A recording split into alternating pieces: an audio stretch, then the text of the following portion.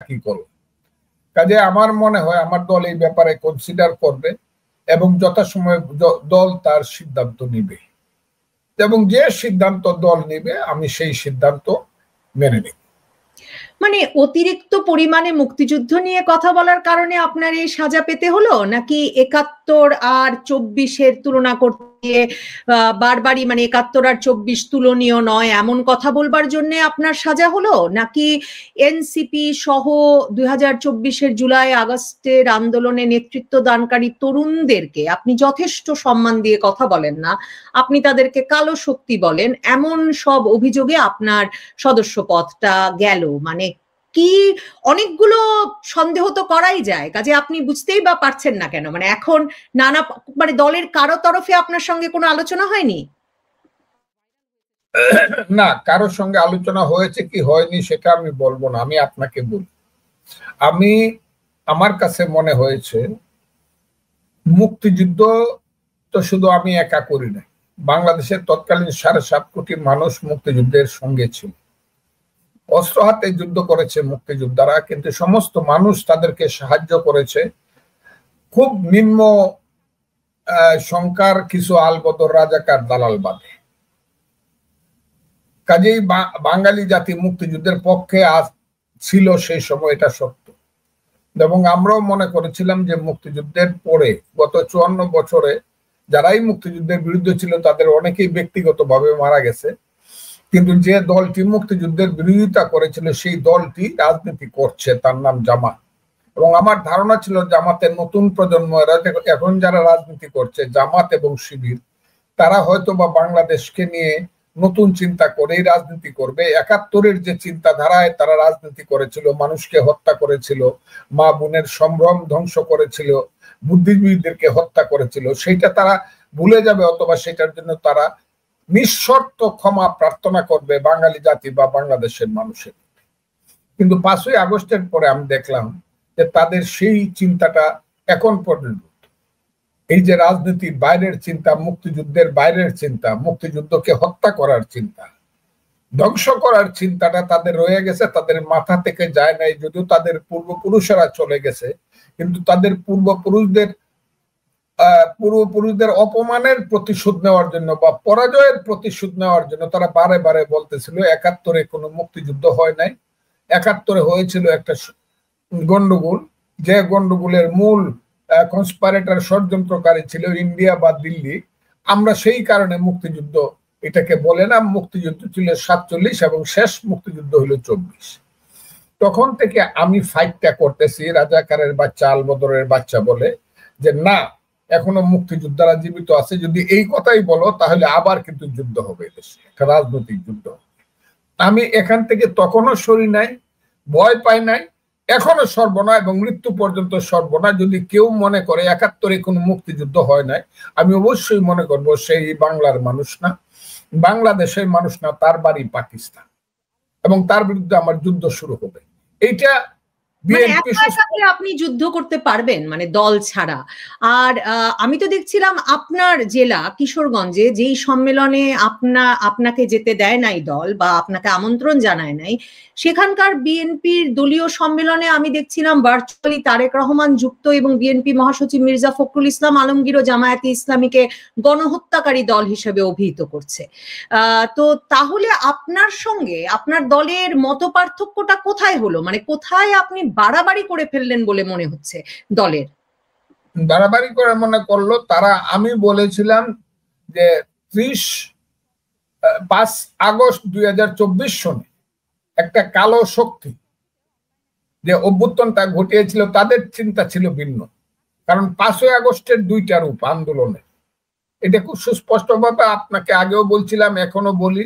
৫ই আগস্টের একটা রূপ হলো বিএনপি ১৫ বছর শেখ হাসিনার অগণতান্ত্রিক সরকারের বিরুদ্ধে, তাদের সরকারের লুটপাটের বিরুদ্ধে যে আন্দোলনটা করেছে ১৪, ১৮ এবং ২৪ সনে ৩টা ইলেকশন হয় নাই, সেই আন্দোলনটা বিএনপির নেতৃত্বে, জমিটা ছিল বিএনপির, বীজ ফলাইছিল বিএনপি, চারা রোপণ করছিল বিএনপি, পানি দিছিল বিএনপি, ক্ষেতের ধান হলুদ করছিল বিএনপি। শুধু শেষ মুহূর্তে আইসা কেটে দিছিল দাওয়াল। যে দাওয়ালেরা যখন দাবি করলো যে এই ফসলটা সব তাদের, আমি তখন বিরোধিতা করলাম যে না, আন্দোলনের মূল শক্তি হইল বিএনপি, এবং বিএনপির লোকই বেশি শহীদ হয়েছে। কাজে এটা ছিল একটা গণতান্ত্রিক আন্দোলন। আর এই আন্দোলনের উপরে ভিত্তি করে অন্ধকারের শক্তি, কিন্তু আমি ছেলেদেরকে বলি নাই, আমি বলি অন্ধকারের শক্তি বলি জামাতকে, এখনো তাই বলছি। আমি এর থেকে একটু সরছি না, যে পর্যন্ত জামাত ক্ষমা না চাইবো যে এই দেশে তারা যা বলছে এবং করছে এবং তাদের পূর্বপুরুষরা যা করেছিল এটা ভুল, সেই পর্যন্ত আমি তাদেরকে অন্ধকারের শক্তি বলবো। ছেলেদেরকে আমি বলছি সেই শক্তির মুখপাত্র, তারা তাদের কথায় চলে, সুযোগ সুবিধা মতো চলে, এবং জামাত শিবির তাদেরকে কাজে লাগিয়েছে। কারণ ছেলেরাই নিজেরা তাদের মিটিং এ দাঁড়িয়ে, তাদের কাউন্সিলে দাঁড়িয়ে বলেছে যে আন্দোলনের ভ্যানগার্ড ছিল জামাত এবং শিবির। কাজে আমি মনে করি 5ই আগস্টের পরে আমরা যারা গণতন্ত্রের জন্য, ভোটের জন্য সংগ্রাম করতেছি, 26 সনের 12 ফেব্রুয়ারির মধ্যে ভোট হোক সংগ্রামটা যারা করতেছি, তারাই এক রকমের আন্দোলনের চিন্তা করছি। আর এখন যারা বলতেছে যে না এটাকে আগে সিদ্ধান্ত নিতে হইব, 71 সন ঠিক ছিল না বেঠিক ছিল, পাকিস্তান হবে না বাংলাদেশ হবে, 72-এর সংবিধান থাকবে কি থাকবে না, এটাকে ছুঁড়ে ফেলাইয়া দেওয়া হবে নাকি জুলাই সনদ হয়েছে, 7-12 রকমের কথা, এবং পিআর না হইলে সিআর না হইলে ইলেকশন হবে না, এইসব যারা বলতেছে আমি তাদেরকে বলছি কালো শক্তি। সেই কথাটা তারা ধরছে, কালো শক্তি। এখন কালো শক্তিকে খুশি করার জন্য যদি আমার দল আমাকে এক্সপেল করে তাকে সাময়িকভাবে, কালো শক্তি খুশি হয়েছে কিনা তারা দেখুক।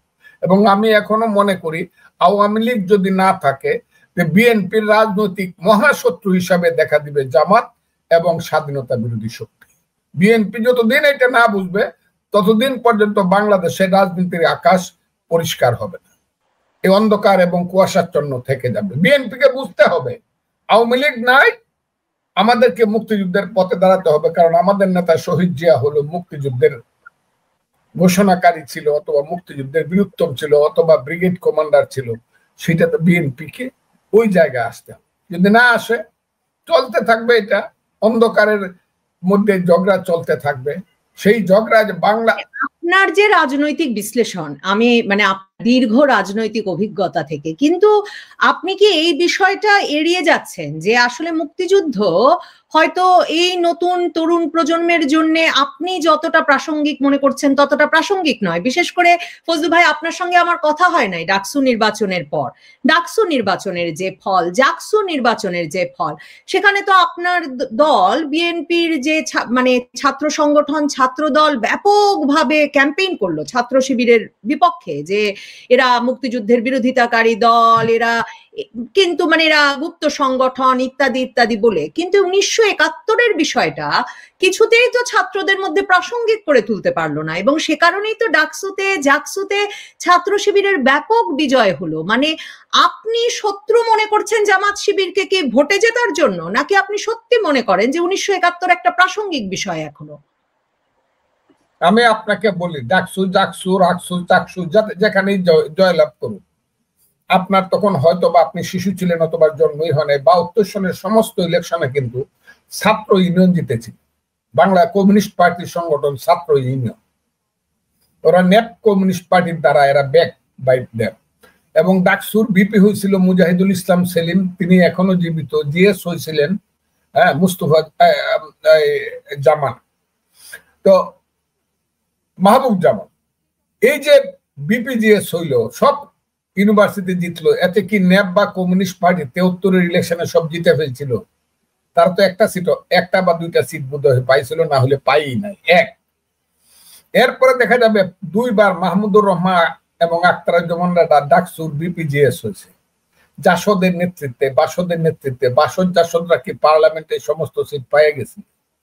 আজকের যারা ওই যে শিবিরের নামে যারা পাশ করছে, যাদের মূল দল হইল জামাত, শিবির পাশ করলেই জামাত পার্লামেন্টে পাশ করে ফেলবে, মানুষ তাদেরকে ভোট দিয়ে ফেলবে, এটা কিন্তু ঠিক না। কারণ এটা একটা ডাইসের মধ্য দিয়ে ইলেকশনটা হয়েছে।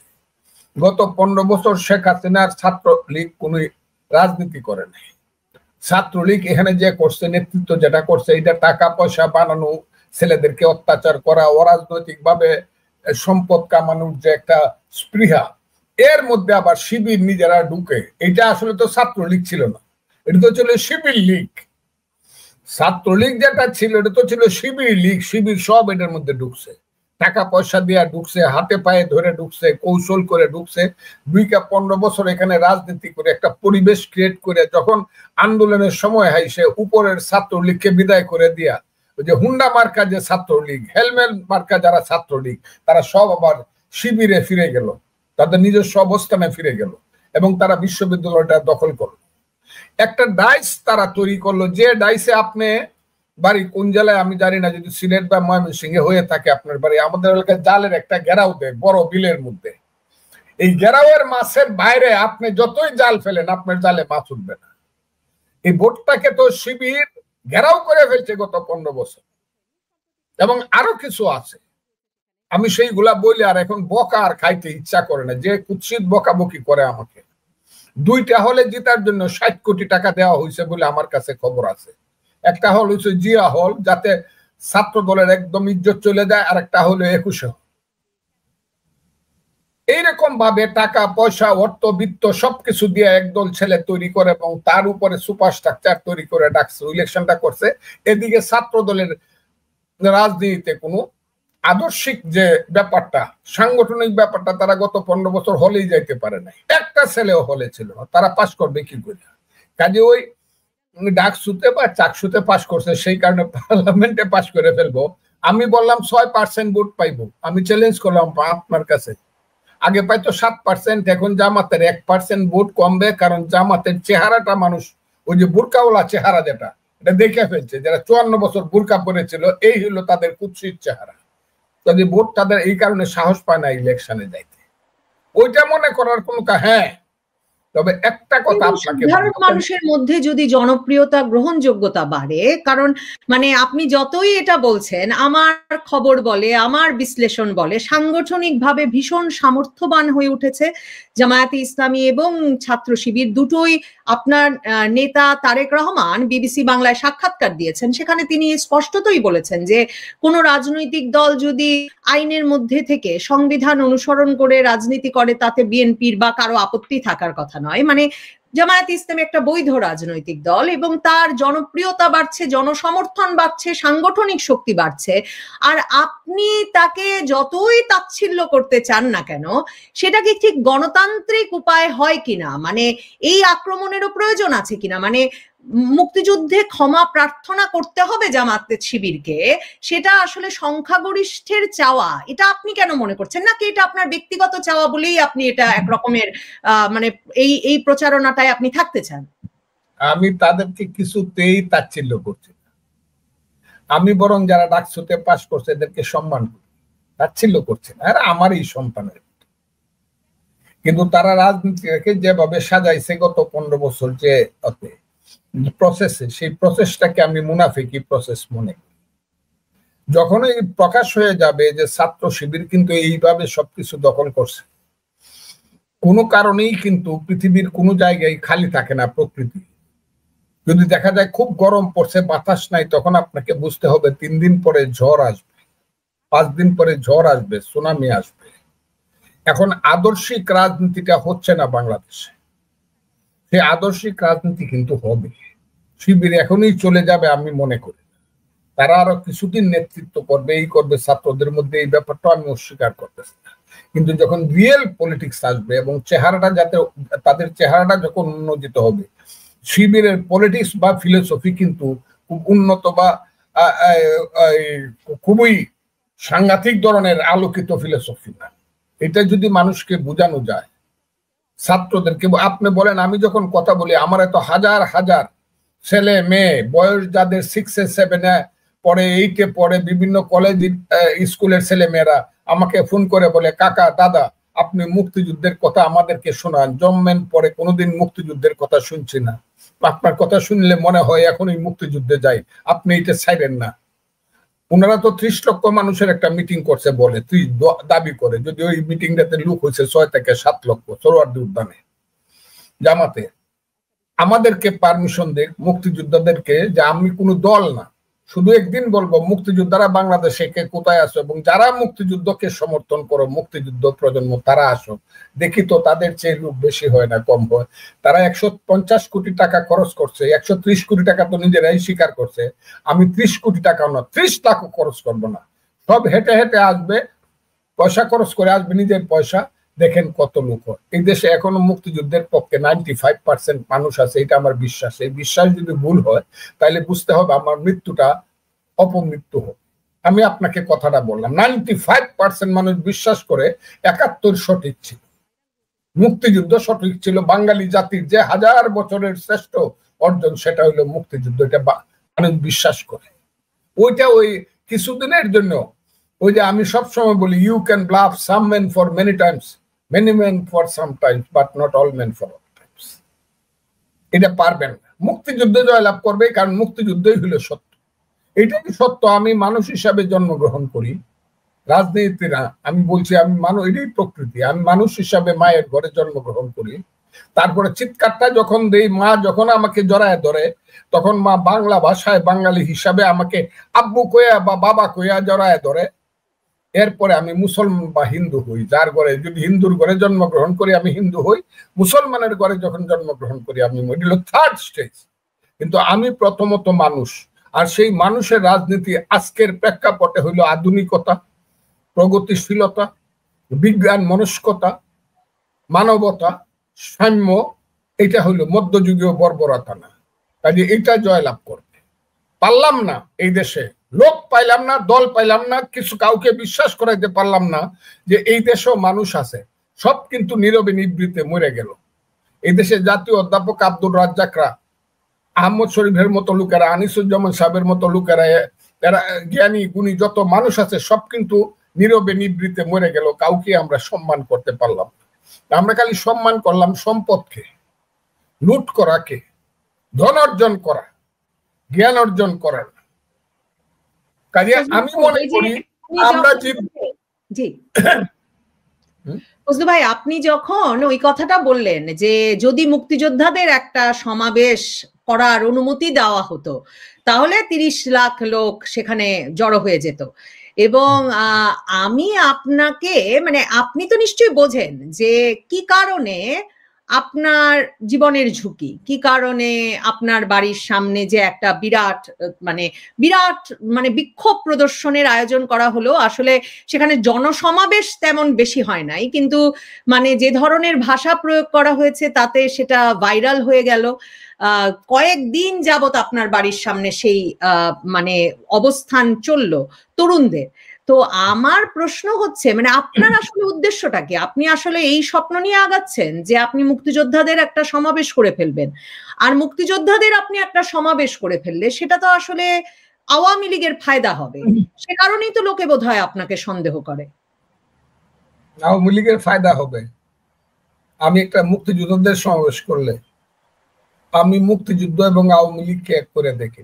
আমার মসজিদে আমি যাই, একজন ইমামের পিছনে নামাজ পড়ি, সেই ইমাম সাহেব একটা রেপ কেসে পড়ে তার যাবজ্জীবন কারাদণ্ড হইল, বা খুনের কেসে পড়ে যাবজ্জীবন কারাদণ্ড হইল। এর অর্থ কি আমি বলবো যে মসজিদে আর যাব না, ইমাম সাহেব খারাপ? শেখ হাসিনা একটা দেশ চালাইছে মুক্তিযুদ্ধের নামে, ইমাম সাহেব নামাজ পড়াইছে ইসলামের নামে, এই কারণে কি ইসলাম খারাপ হইলো? বা শেখ হাসিনা মুক্তিযুদ্ধের নামে দেশ চালাইছে বলে শেখ হাসিনা বা তার সরকার খারাপ হইতে পারে, তার বিচার হইতে পারে আইনগত, এই কারণে মুক্তিযুদ্ধ খারাপ হবে কেন?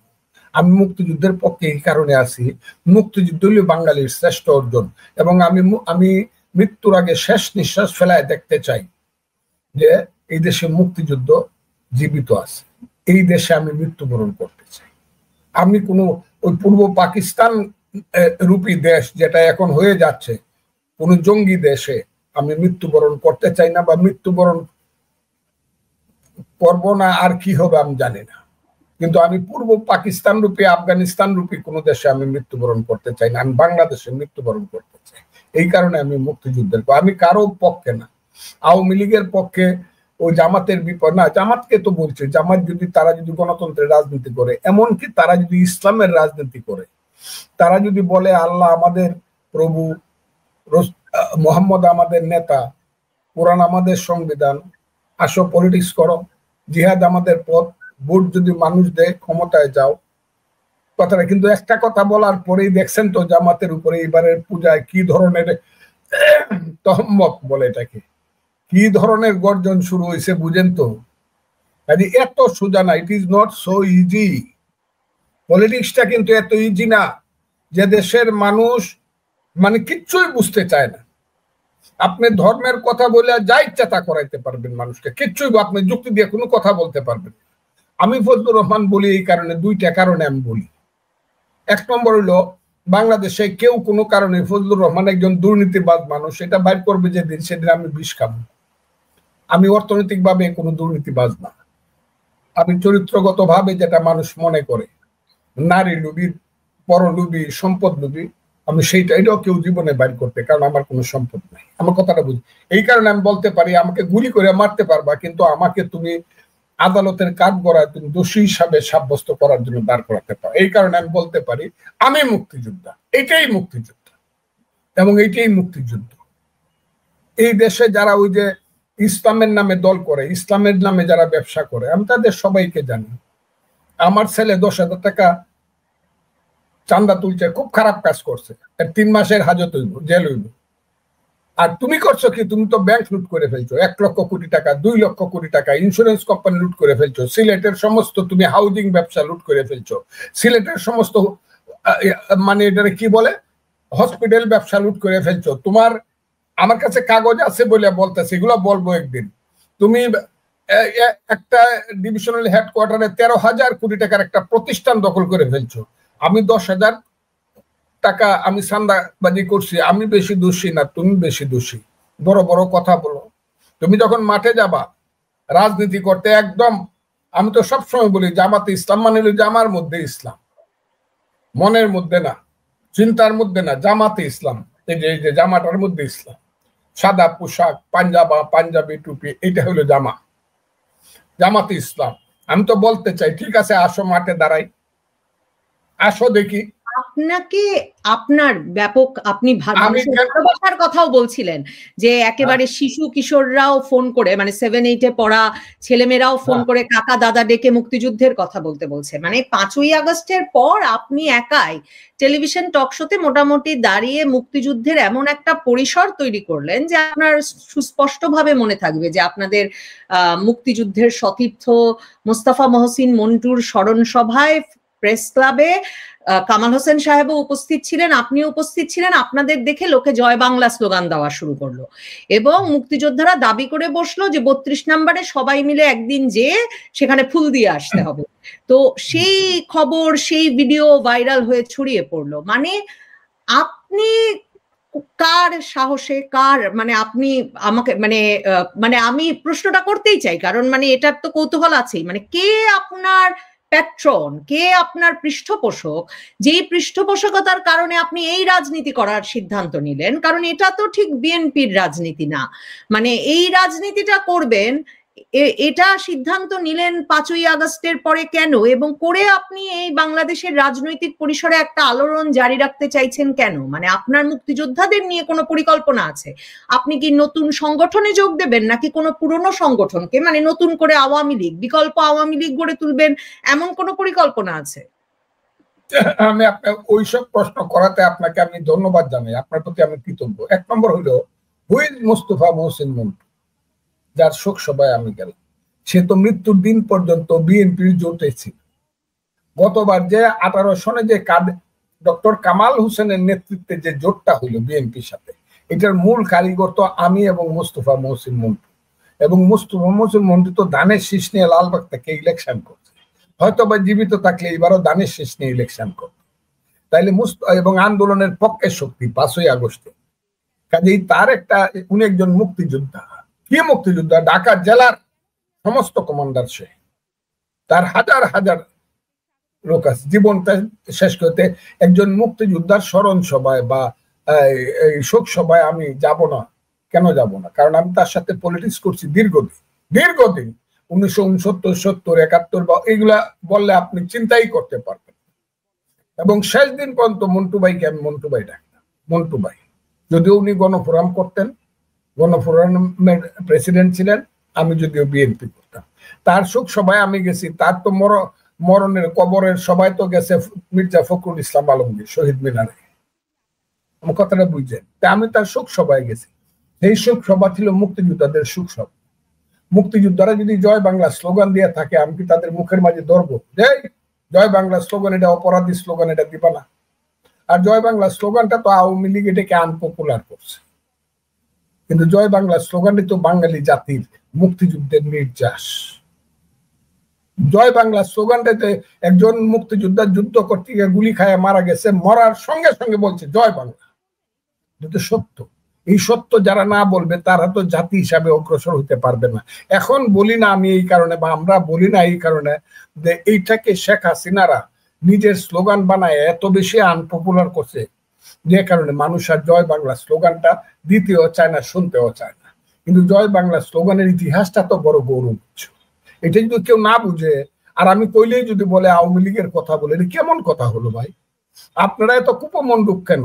সত্য কথা বলেন না কেন? সত্য কথা বলে বলেন যে এটা আমাদের ভুল হয়েছে।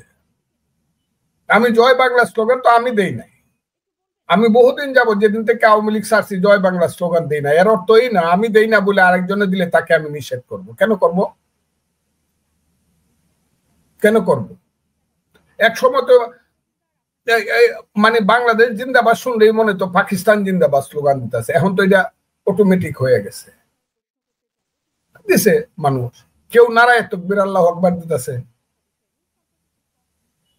এটা দেখ স্লোগান, আমি কেন করব? কিন্তু স্লোগানটা তো দিছে মুক্তিযোদ্ধারা, আর মুক্তিযোদ্ধা এখনো 1,25,000 জীবিত আছে, এবং সবারই বয়স 70 থেকে 80-র মধ্যে, এবং সবাই যুবকের মতো, আমার চেয়ে যুবক।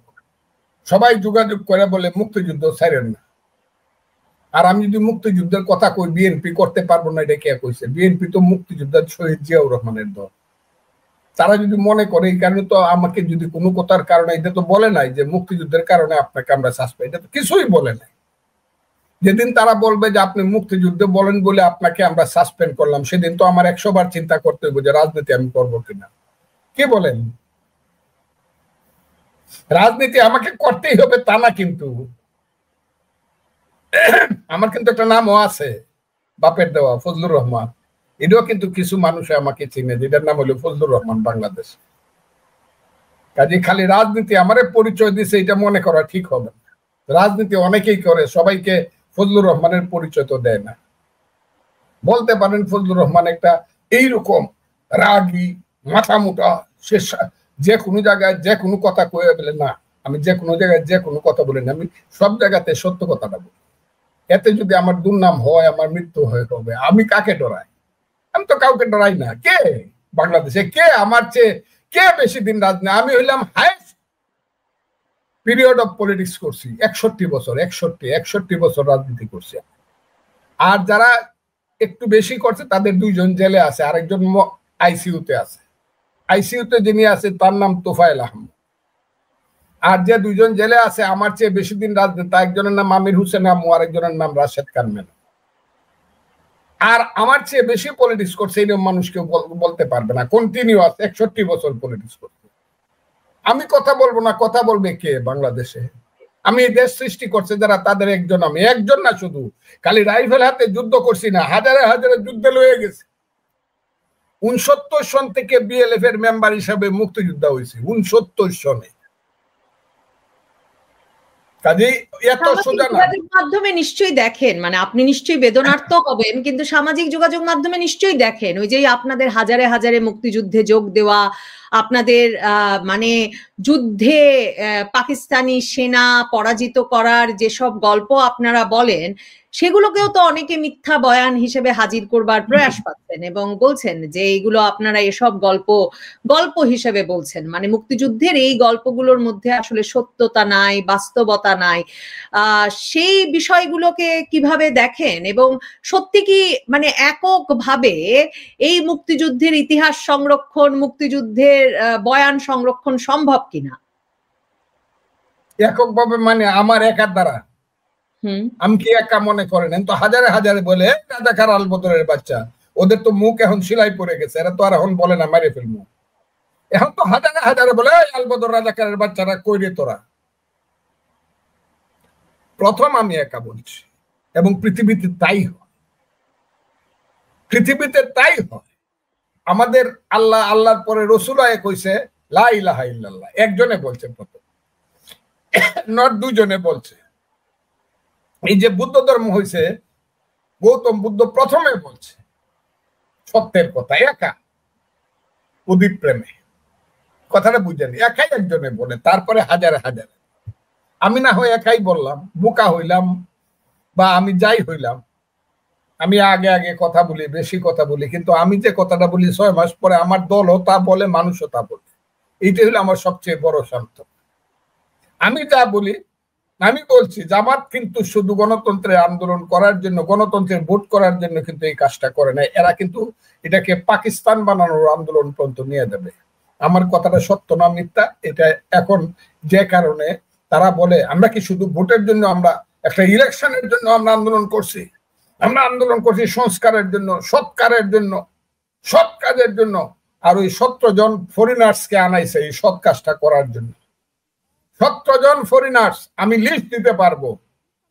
এর মধ্যে 12 জন আমেরিকার নাগরিক, কেউ সুইডেনের নাগরিক, কেউ লন্ডনের নাগরিক, কেউ অস্ট্রেলিয়ার নাগরিক। এরা আইসা আমার দেশ ঠিক করে দিত। দিন যদি কোনোদিন আসে, জনগণের দিন যদি কোনোদিন আসে, তাহলে ফরেনার্সদেরকে যারা আনছিল, বিদেশিদেরকে যারা আনছিল, হায়ার করে আমার দেশের সংবিধানটাকে ঢিল মেরে চুরিয়ে ফেলানোর জন্য তাদের সাথে দেখা হবে। এটা মনে রাখে, বিদেশিরা এই দেশের আমার সংবিধান লিখে দিব, আমাকে জ্ঞান দিব, বুদ্ধি দিব। নো, যারা একদিন রাস্তায় নামে নাই, যারা একদিন স্লোগান দেয় নাই, যারা একদিন এই দেশের শহীদ মিনারে যায় নাই, যারা একদিন এই দেশের স্মৃতিসৌধে যায় নাই, যারা এই দেশের মানুষের জন্য একদিনের জন্য কান্দে নাই, তারা হয়ে গেছে আমার দেশের সংবিধান লিখে দিব, আমার দেশে সংযোজন করে দিব, কি কি কি কি কি কি কয়। আবার এর মধ্যে আমার দলও যায়, খুব মিষ্টি মিষ্টি কথাও বলে। যাক, আমার দল যখন যায় আমি ছায়া ছায়া দেখি। দল করতে হলে তো বিবিসি বাংলার সঙ্গে সাক্ষাৎকারে আপনার নেতা তারেক রহমান তিনি কিন্তু বলেছেন, নাম উল্লেখ করে বলেন নাই, কিন্তু তিনি বলেছেন যে 1971 সালে যদি কোনো রাজনৈতিক দলের বিতর্কিত ভূমিকা থেকে থাকে তাদেরকেও জবাব দিতে হবে। এবং ওই সাক্ষাৎকারে বারবারই তিনি বলেছেন যে জুলুমকারীর বিচার হতে হবে, অন্যায়ের বিচার হতে হবে। সেটাও তো বিএনপির শীর্ষ নেতৃত্বের দিক থেকে একটা বড় ধরনের অবস্থান পরিবর্তন। আর মির্জা ফখরুল ইসলাম আলমগীর তো বিভিন্ন সময়ে বলছেন যে মুক্তিযুদ্ধকে পেছনে রাখা হচ্ছে, জামায়াত গণহত্যাকারী দল। তো আপনার মনে হয় কিনা যে বিএনপিও মুক্তিযুদ্ধের পক্ষে এই মানে একটু সরব অবস্থান নিতে চাইছে এই 5ই আগস্টের পর থেকে? এটা হলে তো আমি ধন্য, আমি কৃতজ্ঞ। তবে কালকে আমাদের নেতা জনাব তারেক রহমান সাহেব যে সাক্ষাৎকারটা দিছে, খুব ম্যাচিউরড সাক্ষাৎকার, এটা আমি বলবো। কথাটা বুঝছেন? তবে ওই যে ফরিদে পারভিন মারা গেছে কয়েকদিন আগে, জানেন তো, লালন গীতির গায়িকা। এত ভালো লাগতো, নিজের বোনের মতো। হ্যাঁ, তোমরা কি ভুলে গেছো মল্লিকা দিন। সে কিন্তু আরেকটা গান গাইত, সময় গেলে সাধন হবে না। পরীক্ষার সময় কিন্তু 3 ঘন্টা দেয় বা 4 ঘন্টা দেয়, 4 ঘন্টা সময়ে গিয়ে প্রশ্ন উত্তর দিলে কিন্তু হবে। আমি যদি এই 4 ঘন্টার মধ্যেই উত্তরটা দিতাম, কিন্তু 4 ঘন্টা। মানে আপনি বলছেন যে আপনার জীবনের হুমকি ছিল, মানে কথাও আপনি সংবাদ মাধ্যমের সামনে বলেছেন। আর এই যে আজকের সাক্ষাৎকারেও কয়েক দফা আপনি 30 লাখ লোক আছে, 1.5 লাখ মুক্তিযোদ্ধা এখনো জীবিত আছে, আপনার সঙ্গে যোগাযোগ করে, মানে আপনি কোন সংগঠনের চেষ্টা করছেন কিনা, মানে আপনার কথা শুনলেও এই প্রচ্ছন্ন হুমকি টের পাওয়া যায় কেন? এবং দেখেন, মুক্তিযুদ্ধ মঞ্চ নামে একটা প্ল্যাটফর্ম গড়ে তুলে ডক্টর কামাল হোসেন, অ্যাডভোকেট জেদাই খান পান্না ওই আপনাদের মোস্তফা মহসিন মন্টুর স্মরণ সভার পরেই কিন্তু রিপোর্টার্স ইউনিটিতে ডাক দিলেন অনেককে। এবং সেখানে যারা যারা গিয়েছিলেন, সাবেক সচিব থেকে সাংবাদিক থেকে অধ্যাপক থেকে লতিফ সিদ্দিকী, সকলেই গ্রেফতার হয়েছেন। মানে এরকম চেষ্টাগুলো কি কোনো রাজনৈতিক উদ্দেশ্যে করা হচ্ছে? আপনার কি মনে হয়? আপনি তো অনেক, আপনি বুদ্ধিমতী তো অবশ্যই, জ্ঞানও আপনার অনেক, আপনার মনেও থাকে অনেক। আমি প্রথমেই কথাটা বলছি, যদি আমাদেরকে সুযোগ দেওয়া হয় তাহলে 30 লক্ষ লোক দেখাইতে পারবো।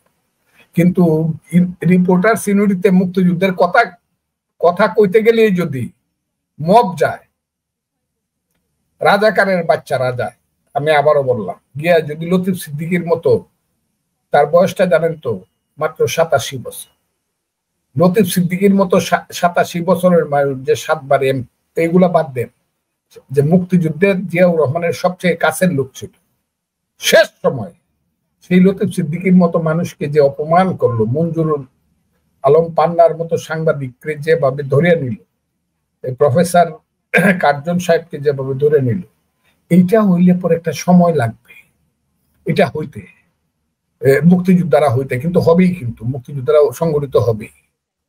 এই কথাটা খুব প্রথম কিন্তু মুক্তিযোদ্ধারা ফলে আপনার তখন জন্ম হয়েছে কিনা আমি জানি না, মুক্তিযোদ্ধারা প্রথমেই কিন্তু লাখে লাখে যুদ্ধে যায় নাই। 25শে মার্চের পরে কিন্তু 26শে মার্চে সবাই ইন্ডিয়াতে যায় নাই। 26শে মার্চ প্রথম যুদ্ধ করছে পুলিশ, ইপিআর, এবং 27শে মার্চের পর থেকে যুদ্ধ করছে আর্মি। এরপর থেকে এপ্রিলের প্রথম থেকে শুরু হইল সহযোগিতা পাবলিকের, ছাত্রদের, যুবকদের, তারপরে ইন্ডিয়া যাওয়া, তারপরে অস্ত্র আনা, তারপরে লাখে লাখে যুদ্ধ করা। কথা একদিনে সব হয় না, এটাও একদিনে হয়ে যাবে তা না, তছনছ হয়ে গেছে সবকিছু। তবে আমি যে কারণে চাই মুক্তিযুদ্ধের একটা দল আসুক। আমি থাকবো কি থাকবো না এটা আপনি সাবজেক্টের ডিটেলসে আপনি জিজ্ঞাসা করতে পারেন। পার্সোনালি আমি থাকবো কি থাকবো না এটা বড় কথা না, বড় কথা হলো মুক্তিযুদ্ধের যদি একটা ফোরাম যদি ইলেকশনে না থাকে, এটা আওয়ামী লীগ না, আবারও বলছে আওয়ামী লীগ না, আবারও বলছে আওয়ামী লীগ না, যারা চলে গেছে আওয়ামী লীগের ওই কালি মুখে দিয়া, এরা না। আমি বলছি মুক্তিযুদ্ধের এখনো বহু ভালো মানুষ আছে, বহু সাহসী লোক আছে, বহু ত্যাগী মানুষ আছে, তাদের একটা ফোরাম হওয়া দরকার। কার কি কোথায়? বিএনপি ওই কালকে আমাদের তারেক রহমান সাহেব বলছে 60টা দল নিয়ে একটা জোট করবে। ইয়েস, জামাত আরো 15টা দল নিয়ে ইসলাম নিয়ে একটা জোট করবে। এই দুইটাই যদি ভোট হয় তাহলে এই দুইটার মধ্যে বিএনপি সরকারে যাবে, জামাত বিরোধী দলে যাবে। আমি মানুষকে বোঝার জন্য, আপনার বোঝার জন্য বলছি। এবং এইটা যদি শুধু বিএনপি আর জামাতের মধ্যে ভোট হয়, ভোট সেন্টারে মানুষ যাবে 10 থেকে 15% ম্যাক্সিমাম, 14 সনের মতো, 18 সনের মতো, 24 সনের মতো। কারণ মানুষের ইন্টারেস্ট থাকবে না ভোট দেওয়ার মতো, এমনকি বিএনপিরও কর্মীরা যাবে না। যেমন 14 সন 18 সনের চেষ্টা করে আওয়ামী লীগাররা 50% ভোট, 40% ভোট কাজ করতে পারে না, কিন্তু 40% ভোট তাদের নিজেদেরই আছে। কিন্তু আওয়ামী লীগের লোকজনই জানে 5% যাওয়ার পরে শিল মারতে হয়েছে ভোট দেখানো। এইটা হলো মানুষের মানসিক অবস্থা। যখন কন্টেস্টিং কোনো কিছু না হবে, শুধু বিএনপি জামাতে ভোট হবে, 10 থেকে 15% ভোট হবে, ওই যে পার্লামেন্টটা হবে, ওই পার্লামেন্টটা হবে একটা অনিশ্চিত পার্লামেন্ট, এবং মানুষ 3 দিন পর থেকে বলা শুরু করবে, আর এটা তো 18 সনের মতো ছিল রাইতের পার্লামেন্ট, আর এটা তো দিনের সিলমারার পার্লামেন্ট, এটা বলতে শুরু করবে। মানুষের কাছে এই পার্লামেন্টের সম্মানটা কম হবে এবং গুরুত্বটা কম হবে, এবং এর বিরুদ্ধে বিরোধী দল হিসাবে জামাত যে দাঁড়াবে, ওইসব মোল্লা মুন্সিরা লইয়া এরা এমন একটা আন্দোলন করবে, পরে দেখবেন জামাত পার্মানেন্টলি দেশে একটা দল ফ্রন্ট বা এই দেশে একটা বিরোধী দল হয়ে গেছে। মধ্যে যদি মুক্তিযোদ্ধাদের দলটা থাকে, মানুষ সেন্টারে যাবে।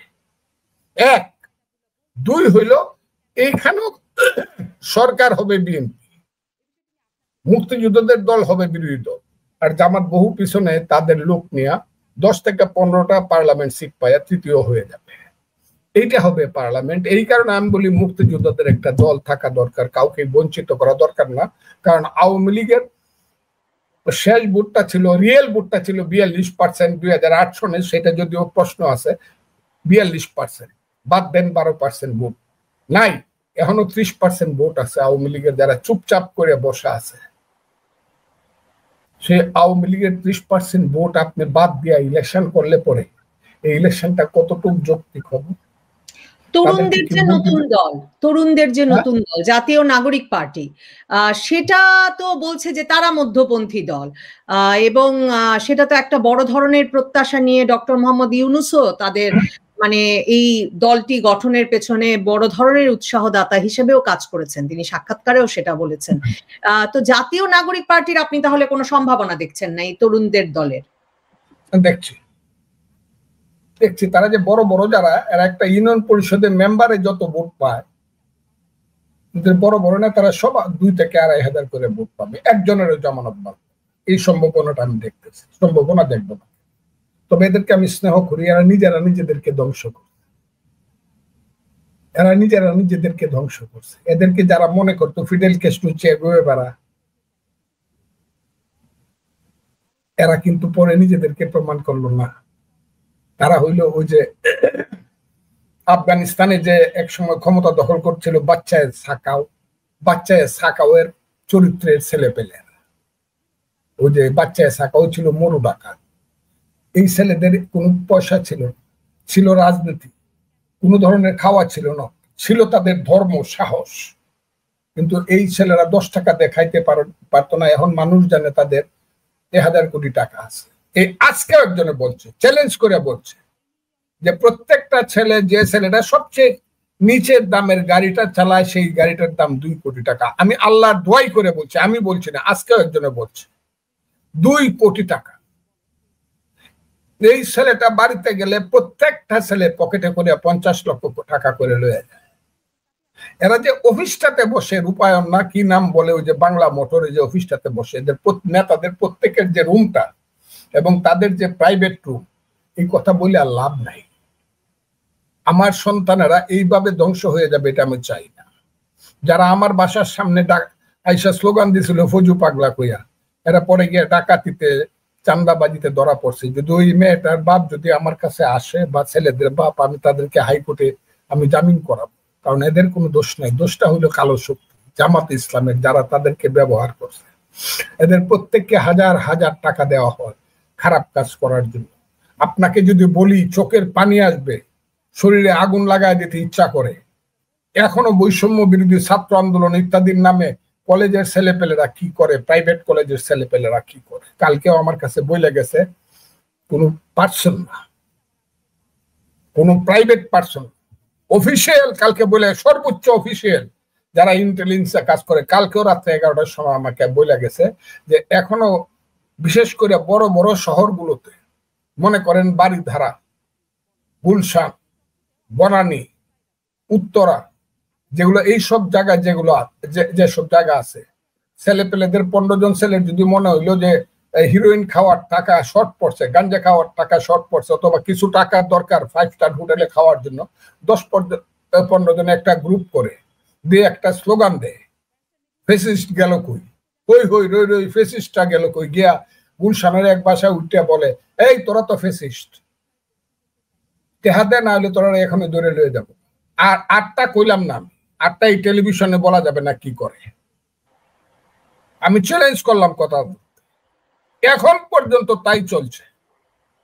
ওখান থেকে গিয়া দেখা গেল গলার থেকে হার ছিনতাই করে নিয়ে আসলো, ড্রয়ার থেকে স্বর্ণ নিয়ে আসলো, টাকা নিয়ে আসলো,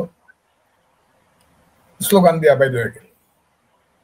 নষ্ট ছেলে পেলে, বড় লোকের মা বাবার নষ্ট ছেলে পেলে আন্দোলনের নামে এইসব এখন পর্যন্ত থামে নাই। অথচ কালকে আপনি দেখছেন সমস্ত নেপালের ছাত্র যুবকেরা প্রধানমন্ত্রীর কাছে গিয়ে মাপ চায়, বলছে আমরা যে ভাঙচুরটা করছি সেই কারণে আমরা দুঃখিত, আমাদেরকে আপনি শাস্তি দেন, আমরা এই আন্দোলনটা সাকসেসফুল করার জন্য ভাঙচুর করছি, আর জীবনে আমরা এটা করবো। আপনি দেখছেন কিনা আমি জানি না। আর আমার এখানে 13 মাস হয়ে গেছে, এখনো মব চলে, mob mob mob mob mob, এখনো মিথ্যা মামলা চলে। এই দিন আমি দেখলাম একটা মামলা হয়েছে, মবে তো বিএনপিও পিছিয়ে আছে, সেটা বলবার কোনো উপায় নাই। কারণ ধানমন্ডি 32 নম্বরের সামনে এমনকি এই 15ই আগস্ট কিংবা যতগুলো থানা ঘেরাও চট্টগ্রামে, খুলনায় করেছে, আমি শুধু যদি ওই ঘটনাগুলোই বলি, বৈষম্য বিরোধী ছাত্র আন্দোলন প্রথমে কোনো একটা দাবিতে যে এখনই ওসি প্রত্যাহার করতে হবে কিংবা একে গ্রেফতার করতে হবে করেছে, তো তখন সবসময় গিয়ে সেখানে স্থানীয় বিএনপির নেতাকর্মী এবং ছাত্রদল যোগ দিয়েছে। তো তাহলে কিংবা 32 নম্বরের সামনে তো অবশ্যই, তাহলে মব বলে আপনি শুধুমাত্র বৈষম্য বিরোধী ছাত্র আন্দোলনকে দোষ দিলে কি করে হবে? এবং জামায়াতে ইসলামী কিন্তু এক্ষেত্রে খুবই গুরুত্বের সঙ্গে সবসময় বলে যে তারা এসব করছে না, এসব করে বেড়াচ্ছে অন্য পক্ষগুলো।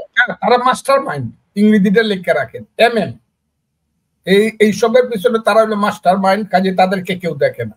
আর বিএনপি যেটা করতেছে, আমার দিয়ে সব কথা আপনি বলাইতে চান কেন? বিএনপি তো আমার দল, বিএনপি এটা করলে বিএনপি ক্ষতিগ্রস্ত হচ্ছে, এটা দেখেন না আপনারা? গত 13 মাসে বিএনপি কত ক্ষতিগ্রস্ত হয়েছে। এখন মানুষ তাদেরকে ভোট দেবে, কিন্তু ভোট দেওয়ার সময় 100 বার চিন্তা করে দিবে যে এটা যে ভোট দিতেছে খারাপ কাজ আরো করবো কিনা। হয় মানুষের কাছে গিয়ে হাত জোর করে শপথ করে বলতে হবে জীবনে আর করুম না, আর তা না হলে বিএনপিরও খবর আছে। আমি কথাটা ভোট ভোট বলছেন ফজলু ভাই, মানে আপনি খুব কনফিডেন্ট ভোট হবে, মানে আমার তো আশঙ্কা সংসদ নির্বাচন, এখন তো আবার গণভোট। হ্যাঁ হ্যাঁ, গণভোট এসে গেছে তো।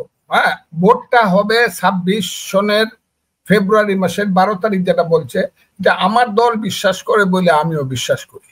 যেমন মুসলমানের ঘরে জন্ম হইলে মুসলমান, কিন্তু আমি রাজনৈতিকভাবে আমি বিশ্বাস করি, ব্যক্তিগতভাবে দলের বাইরে কথা। রাজনৈতিকভাবে এটা ইলেকশন হবে এটা আমি মনে করি না। এটা ইলেকশন করতেও পারবে না, আমি কয়ে দিলাম এই ইলেকশনটা করতেও পারবে না এইসব, এবং করবেও না। একটু যদি আপনার বিশ্লেষণটা শুনতে পাই যে কেন করতে পারবে না এবং কেন করবে না। তাই জামাত কি কইছে যে ইলেকশন আমরা পিআর সারা যাব, সব রেডি হন কইছে, ছেলেরা কইছে যে এনসিপি, এরপরে যে হিজবুত তাহরির যারা আছে, যারা একজনের কাছে 50টা অস্ত্র আছে, এরা কইছে? কয় নাই। এরপর আপনি আওয়ামী লীগকে বাদ দিয়ে ইলেকশন করবেন। আওয়ামী লীগ এমন একটা দল, ফেরেস্তার দল, এরা কইব হ্যাঁ আমাদের হুজুর যখন ইলেকশন করতেছে আমরা আর কিছু করব। কথাটা বুঝে আওয়ামী লীগও তো চেষ্টা করবে আমারে সারা তুমি ইলেকশন করে ফেলবা, আমার বাড়ির নিমন্ত্রণ তুমি আমারে নিমন্ত্রণ না করে, বা আমার তালুর বাড়ির নিমন্ত্রণ আমারে নিমন্ত্রণ না করে সবাই মিলে পোলাও খাইয়ে ফেলবা তাইলে কতগুলা হইলো। ওইখানে জামাত এবং আওয়ামী লীগের অ্যাকশনটা হয়ে যাবে, দুইটা ফ্রন্ট থেকে অ্যাকশন হবে, কিন্তু দুইটা ফ্রন্টের অ্যাকশন হবে নট টু।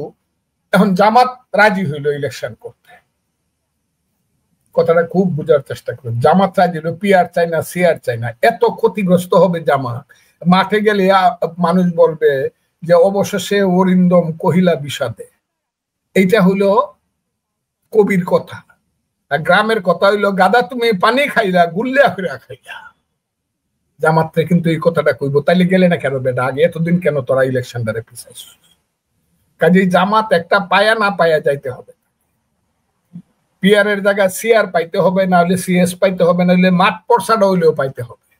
আর তা না হইলে দাবি করতে হবে যে আমরা মুসলমানরা 4টা করে বিয়া করতে পারি, একটা বিয়া করছে আর 3টা করে বিয়া করায় দেও 3 বছর পরে ইলেকশন। কিন্তু 26-এর ইলেকশনটা জামাত করতে পারবে বলে আমার মনে হয় না। আর জামাত ইলেকশন না করলে আওয়ামী লীগ দূরে আছে। জামাত সহ যদি ওই যে ইসলাম ধর্মীয় লোকেরা ইলেকশন না করে, তাইলে শুধু বিএনপি একা ইলেকশন করবে আর ইলেকশনটা হবে। বিএনপি ইলেকশন চাবে, মানে বিএনপি জামায়াত কিভাবে প্রশাসন, বিশ্ববিদ্যালয় প্রশাসন এবং সরকারি প্রশাসন ভাগাভাগি করে নিয়েছে। সম্প্রতি মাহফুজ আলম একটা মানে অনুষ্ঠানে সে কথা খুব স্পষ্টতই বলেছেন। অন্যদিকে বিএনপি নেতারাই বলছেন যে বাস স্ট্যান্ড, টেম্পো স্ট্যান্ড সব আপনাদের দখলে। তো এইরকম একটা ভাগাভাগির অবস্থায় চলায়, মানে আপনি কি আপনার দল বলে বিএনপি খুব নির্বাচন চাইছে সেটাতে বিশ্বাস করছেন? মানে বিএনপি বা কেন চাইবে, যে যেভাবে চলছে সেটাতেই অসুবিধা কি? আর আপনার দল কি প্রস্তুত? আপনার আসনটাতে আমি দেখলাম আরেকজন অ্যাডভোকেট ফজলুর রহমান, তিনি মনোনয়ন চেয়েছেন। মানে আপনাদের এখনো মনোনয়ন চূড়ান্ত হয় নাই। এক এক আসনে অনেক অনেক প্রার্থী, আপনার কিশোরগঞ্জের সেই আসনে 10 জনের বেশি এরই মধ্যে মানে আগ্রহ প্রকাশ করেছেন। আবার অনেক জায়গায় মানে লন্ডন থেকে প্রার্থী পাঠিয়ে দেওয়া হচ্ছে। তো মানে বিএনপির প্রস্তুতির বা কি অবস্থা? বিএনপি বা নির্বাচন করবে কেন? আচ্ছা, আমার এলাকায় না, শুধু সব এলাকাতেই, যেহেতু এটা বড় রাজনৈতিক দল, সবারই নমিনেশন চাওয়ার অধিকার, চাইতে পারে। আর আমার এলাকাতে যখন দেখছে যে ফজলুর রহমানের নাকি, ফজলুর রহমানের তো সাময়িকভাবে বরখাস্ত, তারা মার্কা না দিলে এখন 25-30 জন কেন 100 জনও ক্যান্ডিডেট হতে পারে। আপনি আমার কথাটা কি বুঝতে পারছেন? তা হোক, তারা যদি ক্যান্ডিডেট হতে চায়, বিএনপির এরকম বেশিরভাগে, এবং এটাই তো বিএনপির দুর্বলতা, এটাই বিএনপির সাঙ্গল। কিন্তু তারপরেও বিএনপি কিন্তু তারপরেও বিএনপি ওই যে 100 মার্কের পরীক্ষা দিলে যদি ফুল মার্কসের পরীক্ষা দেন, যত কাইটা কুইটাই মাস্টার নাম্বার দেখ 33 পাইব, পাস কিন্তু করবো। বিএনপির অবস্থাটা এইরকম। এমনি লেটার মার্ক পাইতো যদি 5ই আগস্টের আগের অবস্থান থাকতো, কিন্তু এখন পরীক্ষা টরীক্ষা লেখাপড়া তেমন কিছু করে নাই, এই যাত্রা গান শুনে বেড়াইছে, তাস খেললে বেড়াইছে। হ্যাঁ, কাজে এখন একটু নাম্বার কমবো, কিন্তু 100 নাম্বার যখন উত্তর দিব তখন 33, 34, 35, 40 এগুলা পাইব। বিএনপি পাশ করবে, এই কারণেই পাশ করবে, অন্য কোনো কারণ না। আর ভালো যেহেতু কিছু নাই, এর চেয়ে ভালো কিছু নাই, কাজে বিএনপি ছাড়া তো বিকল্প কিছু। আপনারা মনে করেন জামাতকে মানুষ ভোট দেবে না, জামাতকে ভোট দেব এইটা মনে করেন না। জামাতকে মানুষ দিলে ডরে বয়ে সালাম আলাইকুম দিতে পারে, আর হাইটা গেলে পিছন দিয়া একজন ওই কান্দে কুদাল হাতে যে লোকটা, কোদাল নিয়ে যে লোকটা যায়, ও দূরে গেলে ওই যে জামাতের আরে তো রাজাকারের বাচ্চা, ভোটটা দিত। ঢাকা বিশ্ববিদ্যালয় দিল অবশ্য জামায়াতের রাজনীতিকে, তো সেই প্রসঙ্গে আপনি এর আগে উত্তর দিয়েছেন, কিন্তু আমার কথা হচ্ছে আমার আরেকটা প্রশ্ন করার ইচ্ছা, মানে আপনার ওই উক্তি কোনো একটা টেলিভিশনে সেটা তো ভাইরাল হয়েছিল যে আওয়ামী লীগের আটাও নাকি বাংলাদেশে 10 বছর না 100 বছর আমি ভুলে গেছি, মানে বহু বহু বছর বাংলাদেশের রাজনীতি 10 বছর বাংলাদেশের রাজনীতিতে 10 বছর লাগবে। এখন এইদিকে আওয়ামী লীগ যাচ্ছে, কারণ আওয়ামী লীগের আপনি নিশ্চয়ই লক্ষ্য করছেন যে সেই আওয়ামী লীগ মানে মিছিল করে আওয়ামী লীগ এবং তার অঙ্গ সংগঠনগুলো ঝটিকা মিছিলের সাইজ বেড়েছে, ফ্রিকোয়েন্সি বেড়েছে, মানে সংখ্যা বেড়েছে, সারা বাংলাদেশ জুড়ে হচ্ছে, এবং সরকারকে ভীষণভাবে বিপর্যস্ত এবং মানে ক্ষুব্ধ মনে হচ্ছে। তারা মানে ভীষণভাবে এটা নিয়ে একরকমের বিপদগ্রস্ত হয়ে পড়েছে বলে মনে হচ্ছে। তো আওয়ামী লীগ যদি শক্তি হিসাবে দাঁড়াতেই না পারে, তাহলে আওয়ামী লীগের মিছিল ঘটছে, এত এত গ্রেফতার, হামলা মামলার পরেও আওয়ামী লীগ রাজপথে নেমে আসছে কিভাবে আর কি, সেটা একটা প্রশ্ন কিনা, মানে আপনার এখনো মনে হয়? আবার আপনি বললেন আওয়ামী লীগ নির্বাচনও ঠেকিয়ে দেবে, তাহলে তো 10 বছর লাগছে না দেখা যাচ্ছে আওয়ামী লীগের। এখন যে দৌড়ায় মিছিল করে কারণ আওয়ামী লীগের, ছাত্রলীগের তো নাই, এটা কি বলে লিগ্যালিটি নাই, বেআইনি। ছাত্রলীগকে তো করা হয়েছে, আওয়ামী লীগের কার্যক্রম স্থগিত করা হয়েছে, ছাত্রলীগকে তো একদম নিষিদ্ধ করা হয়েছে। কাজেই তারা দৌড়ায় মিছিল করে, দৌড়ায় মিছিল করলে সংগঠন হয়ে যাবে এটা মনে করার কোনো কারণ। আপনি যদি গাছ তুলতে হয়, তাই গাছ কিন্তু মাটিতে বীজ লাগাইতে হবে, সেই বীজটা এখন আওয়ামী লীগ লাগাচ্ছে না, চেষ্টা করতেছে। বীজটা হইলে পরে গাছটা চারা গাছ হবে, চারা গাছ হলে গাছটা একটু ফুলে ফল ধরবে, তারপরে ফল ধরবে, একটা টাইম নিতে হবে। বীজটা লাগাইতে হবে নিজের মাটিতে। ওই দৌড়ায় বীজ ফালাইয়া গেলাম, এই বীজে আমার ঘরে ফল আসবে, এটা হলো আওয়ামী লীগ। আওয়ামী লীগ যেটা দিয়ে করতে চাচ্ছে যে হুকুম দেয়া দল করে ফেলবে, হুকুম দেয়া দল হয়, হুকুম তো বুঝে নেই, আদেশ, অর্ডার। দল হয় ডিসিশন, সিদ্ধান্তে। Politics is a game, it is not a sports. কত কমু স্পোর্টস হলে একা একাই দৌড় দেওয়া যায়, একা একাই সাঁতার কাটা যায়, একা একাই হাই জাম্প লং জাম্প দেওয়া যায়, এটা হলো স্পোর্টস। আর আপনি যদি গেম, ক্রিকেট, ফুটবল খেলতে চান, this is a team. Team মানে হলো এনে ক্যাপ্টেন লাগবে, ভাইস ক্যাপ্টেন লাগবে, এখানে ওপেনিং ব্যাটসম্যান লাগবে ক্রিকেটে, মিডল অর্ডার লাগবে, স্পেস বোলার লাগবে, গুগলি লাগবে। সেটার নাম হইল গেম, ক্রিকেট গেম, ফুটবল গেমও সেম।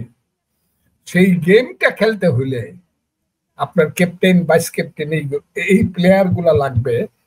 এবং প্লেয়ার গুলা দেখবেন ক্রিকেট টিম যখন খেলতে উঠে বল করার জন্য দেখবেন 11 জনে দৌড়া নিজেদের মধ্যে গলায় গলায় কতক্ষণ কথা বলে, এর নাম হলো ডিসিশন। কি তুই কিভাবে বল করবে, তুমি কিভাবে করবে, এইটা যতক্ষণ পর্যন্ত পার্টি ডিসিশনে না আসবে, অর্ডারে চলবে, দৌড় দিয়ে মিছিল কর, অতদিন পর্যন্ত আপনি পুলিশের চাকরি করতে পারবেন। এটা চলে পুলিশে ফরওয়ার্ড মার্চ, লেফট রাইট। কিন্তু রাজনীতি ফরওয়ার্ড মার্চ লেফট রাইট না, রাজনীতি হলো ডিসিশন। সেই ডিসিশনটা বিএনপি, আওয়ামী লীগে নাই, এবং হইতে অনেক দেরি আছে। যারা এখন ডিসিশন দেয়, আমি অন্য কথা কইতাছি না, যাদেরকে দিয়ে ডিসিশন দিয়ে এদের মুখগুলা খুব কালিতে মাখা, এদেরকে মানুষ চিনতে পারতেছে না, খালি কন্ট্রোটা চিনে, এরা কারা, চিনলেই মানুষ দূরে যায়। বুঝছেন আপনার কথাটা? আপনার, আমার খুব প্রিয় আমার মা, সবারই মা, কিন্তু মা যখন মারা যায়, তখন কিন্তু 2 ঘন্টা পরে মাকে কেউ দাফন করে, হিন্দুরা ওদের সৎকার করে ফেলে। প্রিয় মানুষটারা কিন্তু কেউ বুকে লইয়া রাখে। রাজনীতিবিদ যখন পচে যায়, তাকে ফেলে দেওয়া উচিত, যে তুই থাকলে আর হবে না, তোকে কবর দিয়ে দিলাম। আমি তো আপনারা সেই মানে আওয়ামী লীগ কবর দিয়ে কোনো বিকল্প আওয়ামী লীগ মানে করার আওয়ামী লীগ হবে কেন? হ্যাঁ, আওয়ামী লীগ হবে এই দেশে। ওই যে আবার ইউটিউবে এইটুক লিখবে আওয়ামী লীগ হবে এই দেশে, এটা আবার এইটুক লিখবে, পরেরটাও লিখবে না, আগেরটাও লিখবে না। আওয়ামী লীগ হবে যতদিন বাঙালি জাতীয়তাবাদ আছে। এদেশে বাঙালির সংখ্যা হলো ৯৯%। মুসলমানের চেয়েও বাঙালি এদেশে বেশি, কারণ তো সমস্ত মুসলমান ৯৯%, বাঙালি তো আছেই। এর বাইরে হিন্দু যারা আছে ৯% বা ৮%, এরাও বাঙালি। কাজে ৯৯% বাঙালি আছে। ৯৯% বাঙালির একটা দল থাকবে না, এটা কে কইছে আপনাকে? দলটা কিছুদিনের জন্য লুকায় থাকতে পারে, স্থগিত থাকতে পারে, পালায় থাকতে পারে, কিন্তু দল তো একদিন হবেই। বাঙালির দল হবে, সেটা আওয়ামী লীগ নামে না হোক। আওয়ামী লীগ নামটা আওয়ামী হলো উর্দু, আর লীগ হলো ইংরেজি, আর একটা বাংলা নামে হইতে পারে, হবে না কেন? যে দলটার মূল কথা হবে আমি বাঙালি, তুমি কে আমি কে, বাঙালি বাঙালি, তোমার ভাষা আমার ভাষা, বাংলা ভাষা বাংলা ভাষা। যে দলটার মূল কথা হবে আমার ভাইয়ের রক্তে রাঙ্গানো ২১শে ফেব্রুয়ারি, আমি কি ভুলিতে পারি, ওই দলটা থাকবে। যে দলের মূল কথা হবে বাংলার মাটি বাংলার জল, বাংলার বায়ু বাংলার ফল, যে দলের মূল কথা হবে আমার সোনার বাংলা, আমি তোমায় ভালোবাসি, চিরদিন তোমার আকাশ তোমার বাতাস, আমার প্রাণে বাজায় বাসি। ঠোঁট দেয়া না, অনেকে ঠোঁট দেয়া গায়, বিশ্বাস করে না, ওইটা বদলাই ফেলবো, পারে না বইলে গায়। কিন্তু আমি বিশ্বাস করি হৃদয় থেকে। আমি দুইটা জিনিস বিশ্বাস করি। একটা জিনিস হলো, আমি মুসলমান হিসাবে বিশ্বাস করি সবচেয়ে সুন্দর কবিতা আমার কাছে আল্লাহ রসুলের পরে সবচেয়ে সুন্দর কবিতা হইলো ইয়া নবী সালাম আলাইকা সালাওয়াতুল্লাহ আলাইকা, যেটা সবচেয়ে বেশি আহলে সুন্নাতুল জামাতরা বা এই দেশে নিয়ে আসছে কারা? ওই যে উলিয়া উলিয়া গাউস কুতুব দরবেশ, এইটা নিয়ে আসছে, ইয়া নবী সালাম আলাইকা সালাওয়াতুল্লাহ আলাইকা। আর আমি যখন ওই রাজনীতির ফিল্ডে আসছি, আমার সবচেয়ে সুন্দর কবিতা হলো আমার সোনার বাংলা, আমি তোমায় ভালোবাসি, চিরদিন তোমার আকাশ তোমার বাতাস, আমার প্রাণে বাজায় বাসি। কাজেই এইটা হবে না, বাংলাদেশে হবে, হবে, কিন্তু বাজে লুক দেয়া হোক এটাও চাই না, আর বাজে লুক দেয়া হবে। ভালো মানুষ। আপনার পরিকল্পনাটা কি? আপনার পরিকল্পনাটা কি? এবং আমি শেষ প্রশ্ন, মানে ওই যে জীবনের হুমকির কথা জীবনের হুমকির কথাও তো আপনি বলেছেন, তো আপনার উপরে কোনো চাপ ভয় কোনো কিছু নাই? আপনি এই যে মানে আপনার কোনো মানে বড় শক্তির পৃষ্ঠপোষকতা আছে কিনা জিজ্ঞেস করেছিলাম, কিন্তু আপনার মানে আপনি নিরাপদ বোধ করছেন, তার মানে আপনাকে মানে নিরাপদ বোধ করেন? আপনাকে টেলিভিশন টক শো গুলোতে কি এখন একইভাবে আমন্ত্রণ জানানো হচ্ছে? আপনি একইভাবে কথা বলতে পারছেন? হ্যাঁ, আমার পিছনে তো অনেক বড় শক্তি আছে, যে শক্তি আপনারা সবাই মিললেও এই শক্তি নেই। জানি না আপনার আমার উপর হলো আমার সাথে আছে, এই শক্তির উপরে কোনো শক্তি নেই, আমার আল্লাহ আমার সাথে, কারণ আমি সত্য কথা। এক, দুই, আমি জানি আমার বয়স ৭৮ বছর পাস করে যাচ্ছে, ৭৯ বছর পড়ছে, আমি মরার সময় আইছে, আমার সমস্ত বন্ধুরা মরে গেছে, আর যে দুই একজন জীবিত আছে আমার ডেপুটি কমান্ডার বা কমান্ডারেরা বিছনায় পড়া আছে। আমি বাড়িতে গেলে কেউ আমারে তুমি করে ডাক দেয় না, তুই তো না, ওই ভাই করে কেউ বলে না। এখন নিচে কম মানুষে চাচা ডাকে, কাকা ডাকে, আর বেশিরভাগ মানুষ দাদা ডাকে। কাজে আমার সময় কিন্তু বিকাল বেলা হয়ে গেছে, কাজে মৃত্যু আমি ভয় করি না, কিন্তু আমি ভয় করি আমি যাতে বেঈমান হইয়া না মরি, আমি যাতে মুক্তিযুদ্ধের সাথে কোনো বেঈমানি না করি। কেন? আমি যাকে যুদ্ধে নিয়ে গেছিলাম সেই ছেলেটা আমার পাশ থেকে গুলিকায় জাম্প মারে ৫ ফিট উপরে উঠে পড়ার সময় বলছে, মরেই যাবে যখন, বলছে মামা মারে দেখো, মারে দেখো। সেই মা পাগল হয়ে মরছে, কারণ একটা মাত্র ছেলে ছিল তার, সেই মুক্তিযুদ্ধে মারা গেছে, তাকে বর্ডারে কবর দিয়ে আসছে। আমি তার সঙ্গে, তার রক্তের সঙ্গে আমি বেইমানি করি। আমার একটা এলাকা আছে আজমিরিগঞ্জ, সিলেটের একটা এলাকার নাম আজমিরিগঞ্জ। সে আজমিরিগঞ্জের কাছে একটা গ্রাম আছে 7 কিলোমিটার, এটার নাম হলো জলশুকা। সেই জলশুকা একটা যুদ্ধ হয়েছিল। সেই যুদ্ধের কোম্পানি কমান্ডার ছিল দাস, কি দাস আমি না, আচ্ছা, সেই দাস 50 জন লইয়া যুদ্ধ করতেছিল। সে ছিল দেখেন আমার জীবনজ্যোতি, জগৎজ্যোতি, জগৎজ্যোতি দাস, আমি উনার কথা পড়েছি। আরে ও আমার জগৎজ্যোতি দাস, ও আমার এত স্নেহভাজন, ওরে আমার দস্তখতে আমি মুক্তিযুদ্ধে পাঠিয়েছি বালাট থেকে। বালাট মানে সুনামগঞ্জের উত্তর পাড়। সেই জগৎজ্যোতি দাস যখন দেখছে যে পাক বাহিনীর দ্বারা ঘেরাও হয়ে গেছে, তখন তার সাথীদেরকে বলছে তোরা আস্তে আস্তে তোরা চলে যা, আমি কাভারিং ফায়ার দিয়ে যতক্ষণ গুলি আছে পাঞ্জাবের আটকায় রাখবো, বাঁচতে পারলে বাঁচবো, না হলে আমি মারা যাব।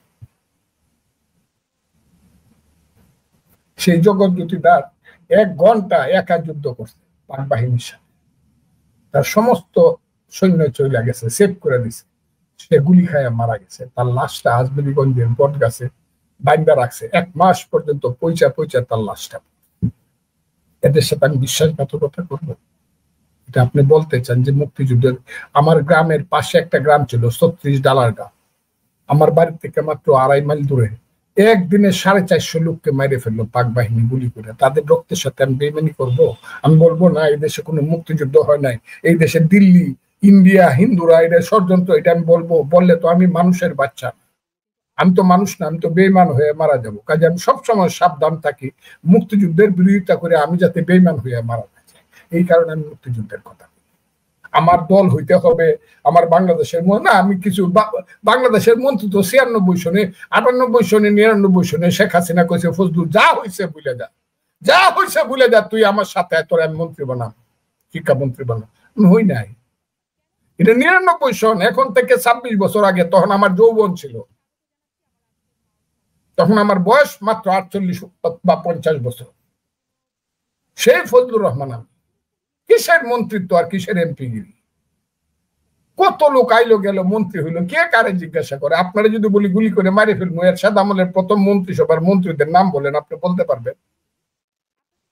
পারবেন না। মন্ত্রিত্ব বড় জিনিস না, একটা পদ বা পজিশন সাময়িক সময়ের জন্য।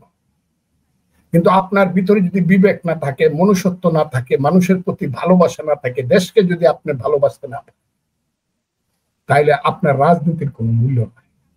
এই দেশে বহু মানুষ, মহাত্মা গান্ধী কোনোদিন প্রধানমন্ত্রী হয়নি, কিন্তু ভারতের নেতা কিন্তু মহাত্মা গান্ধী। এই দেশে সুভাষচন্দ্র বোস কিন্তু প্রধানমন্ত্রী হয়নি। কিন্তু আমার দৃষ্টিতে পাক ভারত উপমহাদেশের শ্রেষ্ঠ নেতার নাম ব্রিটিশ আমলে নেতাজি সুভাষচন্দ্র বোস। আমার দৃষ্টিতে, অন্যরা অন্যজন হইতে, কিন্তু আমার আমলে আমার দৃষ্টিতে সুভাষ বোস। এমনকি আমার দেশে অনেকেই মন্ত্রী প্রধানমন্ত্রী হয় নাই। মৌলানা ভাসানীর মতো লোক কি হয়েছে, মনি সিংহের মতো লোক কি হয়েছে? মন্ত্রী প্রধানমন্ত্রী হইতেই হবে এমন তো কোনো ব্যাপার, কিন্তু দেশটা বাঁচো, এই দেশটা যাতে পূর্ব পাকিস্তান হয়ে না যায়, আমাকে যাতে আবার শুনতে না হয় এই তুম কে নাম হে বাঙ্গাল কা বাচ্চা, কিক মারুঙ্গা ইধর সে, এটা যাতে আমার শুনতে না হয়। অথবা শুনতে না হয় যে আমার চট্টগ্রাম বন্দর চলে গেছে, আপনার মতোই একজন আমার বোন, যদিও সে রাজাকারের মেয়ে, সে এখন পরিবেশ মন্ত্রী, রিজওয়ানা বোন, সে আমি রিজওয়ানা হাসান, তাকে 11 মাস আগে বলছিলাম, আমাকেও চিনে, কেমন চিনে যে দুইজনে দেখা হইলে পরে এটা সাংঘাতিক ব্যাপার হবে। কিন্তু আমি তাকে রাজাকারের মেয়ে বলি এই কারণে, সেরা তার বাপ রাজাকার, সবচেয়ে বড় শান্তি কমিটির চেয়ারম্যান ছিল। তো ওই যে দ্বীপটা দিয়ে দিছে সেন্ট মার্টিন, আমি কিন্তু জিজ্ঞাসা করছি, সবারই জিজ্ঞাসা করছি, আমি কেস করছি, রিট করছি হাইকোর্টে, আমি হাইকোর্টে কেস না এটা সরকারের সিদ্ধান্ত। আমি বলি সরকারের সিদ্ধান্ত কি আমার দেশ দেয়া দিবে? আমি আমার দেশের একটা অংশে গত 13 মাস যাবত যাইতে পারি না, এখন পাসপোর্ট লাগবে, কারণ ওই দিন এখন ভিসা লাগবে, কারণ আমি দেখলাম আমেরিকান সৈন্য নামছে। এইভাবে আমেরিকান সৈন্য নামবে আর আমরা দেখবো তারা স্টিমারে দাঁড়ায় বাতাস খাইতেছে, আর আমার দেশে উঠে আইসা আমার সমুদ্র বন্দর নিয়ে যাবে, আমাকে বিক্ষোভ বানায় দিবে, আর আমার মেয়েরা কেঁদে কেঁদে বলবে ছেলে ঘুমালো, পাড়া জোড়ালো, বর্গি এলো দেশে, বুলবুলিতে ধান খেয়েছে, খাজনা দিব কিসে। আমার বলতে হবে আবার আমি এটা চাই না বলি আমি বাংলাদেশ কম খায় থাকব, কম খরচ করব, বিত্ত বৈভব থেকে আমি সাংঘাতিকভাবে নিজেকে বিরত করব, কিন্তু আমার দেশের স্বাধীনতা, আমার উঁচু মর্যাদা আমি কাউকে দেব না। সে আমেরিকা হতে পারে, সে ইন্ডিয়া হতে পারে, সে রাশিয়া হতে পারে, চীন হতে পারে। আমার দেশের স্বাধীনতার উপরে হস্তক্ষেপ